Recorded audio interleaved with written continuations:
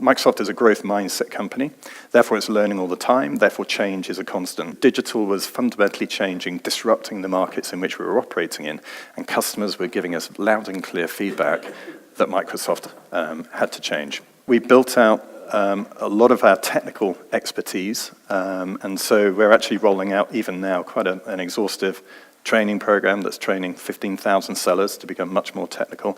And we also hired 3,000 people who could actually code with customers. We started to measure ourselves on the quality of the engagement, not the fact that simply a salesperson had the engagement with the customer and maybe had come back with a renewed EA, but what was the quality of that? What did the customer actually get out of the engagement?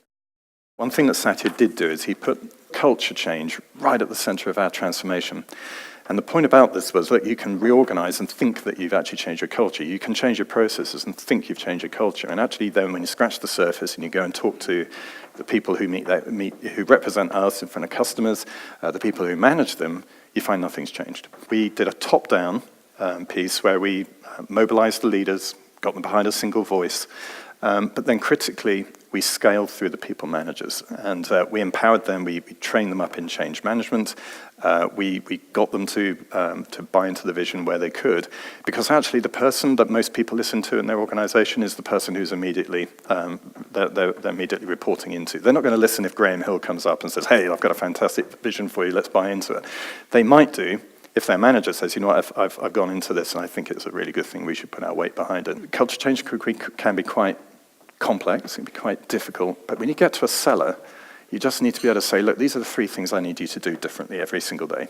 When you're in the shower, when you're driving to work, think of do these 3 things differently.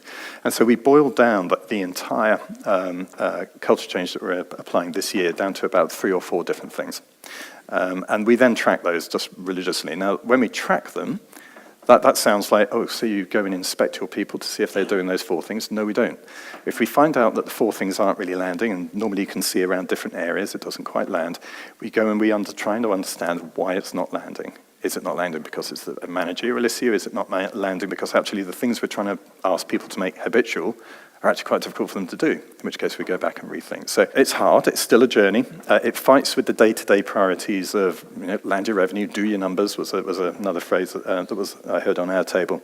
But by adopting these kind of simple ritual habits, we're actually hoping that we can drive this along.